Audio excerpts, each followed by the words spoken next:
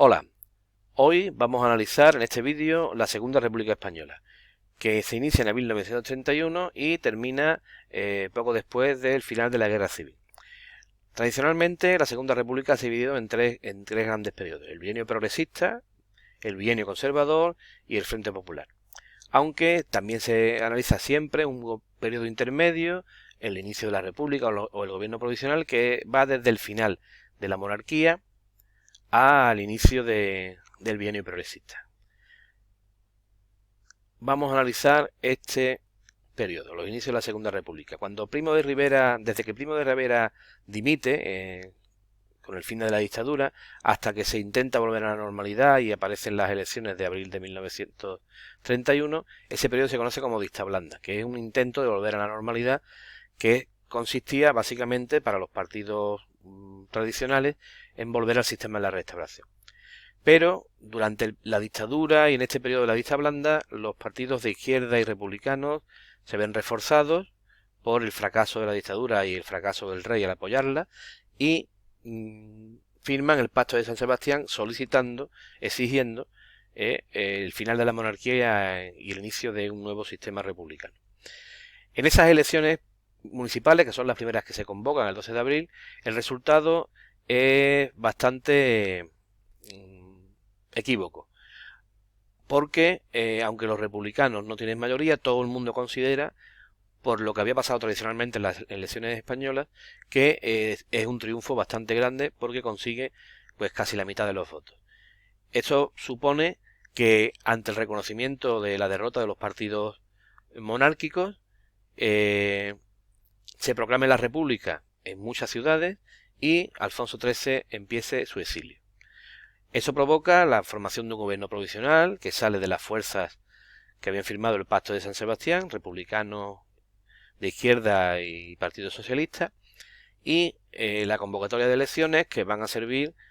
para elaborar una constitución. Por eso son elecciones a Cortes Constituyentes, y da comienzo al primer periodo de la República, el bienio reformista. En esas elecciones, como podemos ver, son los grupos de izquierda con el Partido Socialista como primer partido más votado la que gana esas elecciones, y los grupos de centro-derecha pues tienen peores resultados, y destaca dentro de ellos el Partido Radical de Lerroux. En ese bienio progresista empieza a funcionar, empieza ya a estar vigente la Constitución del año 31, que tiene estas características en las que podemos destacar pues fundamentalmente que es una constitución que no tiene el consenso de una gran mayoría de fuerzas políticas, puesto que los partidos de derecha no la apoyan, que establece unas cortes unicamerales, que establece la propiedad privada pero con la posibilidad de expropiación por utilidad social, que permite la organización de autonomías dentro de un Estado integral, y el aumento de derechos y deberes, entre los que están el sufragio universal masculino, el sufragio universal, permitiendo incluso el voto femenino ya en 1933, y la posibilidad de divorciarse o de tener matrimonio civil como en otros países democráticos. Bien, pasamos entonces a analizar el bienio reformista. El bienio reformista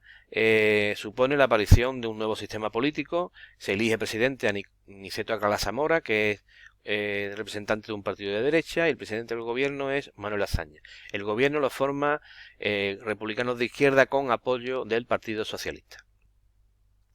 En ese bienio reformista, lógicamente, se intentan varias reformas, muy ambiciosas, muy amplias y bastante importantes, que precisamente por su intensidad pues van a tener bastantes problemas. A mí me gustaría destacar sobre todo la reforma agraria por su importancia, por lo que supone de tradición reivindicativa de los campesinos sobre todo del sur de España, y lo que supone de esfuerzo para poder conseguir un mejor reparto de la propiedad. Y también la educativa, que aunque siempre aparece en segundo plano, es una reforma que va a hacer un esfuerzo muy grande por mejorar la educación en España. También podemos destacar la reforma territorial, puesto que empiezan a aparecer los primeros estatutos de autonomía de Cataluña, el País Vasco y Galicia durante este periodo, aunque se aprueben posteriormente. Este periodo tiene muchos problemas ¿qué podemos decir? Económico, porque aparece en un periodo de crisis, de recesión debido a la gran crisis mundial de los años 30. En segundo lugar, porque las fuerzas de derecha, viendo la victoria de la izquierda y viendo amenazadas sus tradicionales privilegios y su tradicional propiedad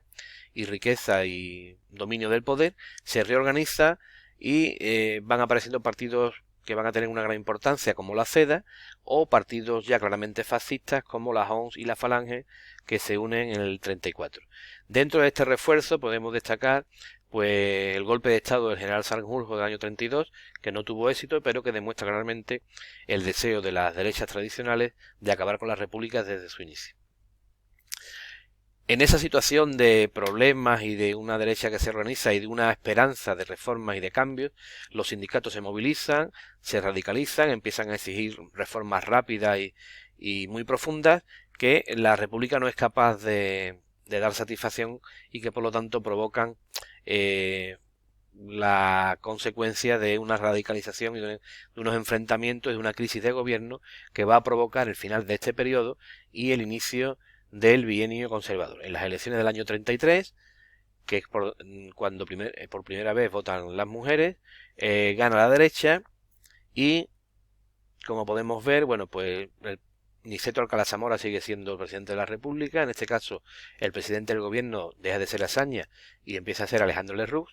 Y el gobierno lo forman los partidos radicales de Lerroux con el apoyo de la CEDA, que es ese partido nuevo que había surgido y que para la izquierda era un partido que podía ser una amenaza para la República porque, teniendo en cuenta lo que estaba pasando en Alemania en esos años, aparentaba o pensaban que podía ser un partido parecido al partido nazi de Hitler. Fundamentalmente lo que ocurre en este bienio son dos cosas: la paralización de las reformas, se paralizan las reformas que se habían iniciado en el periodo anterior y ante esa paralización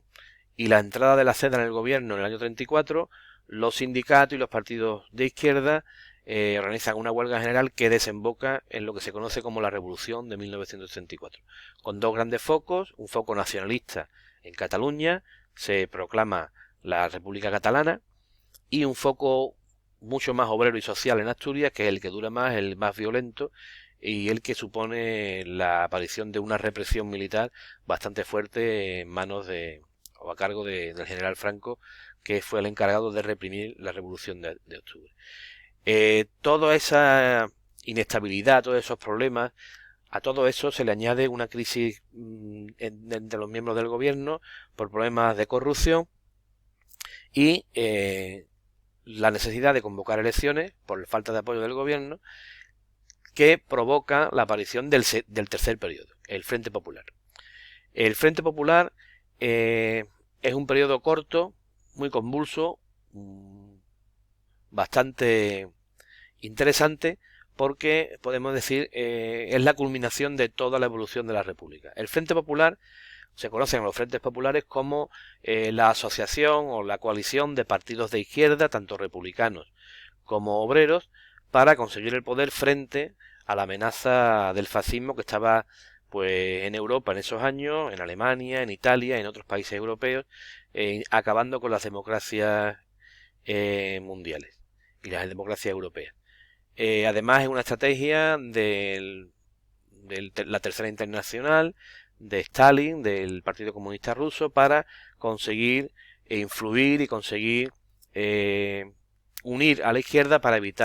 ese avance fascista. Bueno, con este nuevo cambio, el presidente de la República pasa a ser Manuel Azaña, ya no es Alcalá Zamora. El presidente del gobierno empieza a ser Casares Quiroga, que es un nacionalista gallego, y el gobierno lo forman, como en el primer periodo, republicanos de izquierda y partidos obreros, en este caso también con el Partido Comunista. Las características básicas de este periodo corto son fundamentalmente también dos. Se reanudan las reformas que se habían paralizado en el periodo anterior, las reformas del primer periodo reformista, y se produce una gran radicalización social. La derecha, ante el triunfo de la izquierda, teme perder sus privilegios, sus propiedades y su dominio tradicional de la sociedad española. La Iglesia teme perder esa influencia y perder la influencia económica y social y espiritual sobre la sociedad. Y la izquierda, viendo el triunfo por fin de partidos de izquierda y el deseo de hacer reformas y cambios profundos, se radicaliza pidiendo que esos cambios fueran más profundos y más rápidos de lo que realmente el Frente Popular le dio tiempo a plantear. Ante esa radicalización, algunos militares empiezan una conspiración pensando, desde su punto de vista, que la victoria del Frente Popular era una amenaza para sus principios. ¿Cuáles son? El orden, la estabilidad, la unidad de la patria, la defensa de la tradición, de la Iglesia, es decir, los principios que defendían claramente las clases privilegiadas y la derecha política. Y esa conspiración contra el gobierno legítimo de la República elegido por la población es la que provoca la aparición del golpe de Estado en julio de 1936 y el inicio de la guerra civil, que es lo que vamos a analizar en el siguiente vídeo. Pero antes de terminar, vamos a ver también algo que puede completar y que puede ayudar a entender todo lo que ha ido pasando y todo lo que hemos visto durante la República, que es la existencia de una serie de fuerzas políticas que podemos ver aquí. Aunque es un cuadro muy simple, por eso mismo puede resultarnos más sencillo, donde vemos partidos de izquierda y partidos de derecha o centro derecha, partidos de izquierda que tienen una serie de principios donde podemos destacar, por ejemplo, el Estado laico, más derechos sociales y laborales, la reforma agraria, que haya autonomías, que pueden ser partidos claramente republicanos, como la Acción Republicana o Izquierda Republicana de Manuel Azaña, que pueden ser partidos autonomistas o nacionalistas, como la Esquerra Republicana Catalana o la ORGA, la Organización Gallega, o partidos claramente obreros y sindicatos, el Partido Socialista Obrero Español, el PSOE, su sindicato, la UGT, los grupos anarquistas, CNT y FAI, y el Partido Comunista, que es un partido que aparece en el año 1921. También aparece otro partido de menos importancia, pero que va a tener su papel en esta época, que es el Partido Obrero de Unificación Marxista. En la derecha, pues sus principios serían el Estado confesional, siguiéndole dando importancia a la Iglesia, defensa de la propiedad agraria tradicional, contrario a las reformas laborales y no reconocer el derecho a la autonomía. Los partidos de centro derecha pueden ser republicanos, como el Partido Radical de la Rus o el de Alcalá Zamora. Pueden ser autonomistas, como la Lliga Regionalista Catalana o el Partido Nacionalista Vasco, o sindicatos de poca importancia pero con una cierta influencia en algunos territorios. O pueden ser claramente antirrepublicanos, que son monárquicos, y más adelante o durante la República aparecen grupos claramente fascistas como la ONS o la Falange Española de Primo de Rivera. Bien, con esto terminamos el análisis de la República, de su intento de establecer un sistema democrático en España, y seguiremos con el siguiente vídeo sobre la guerra civil.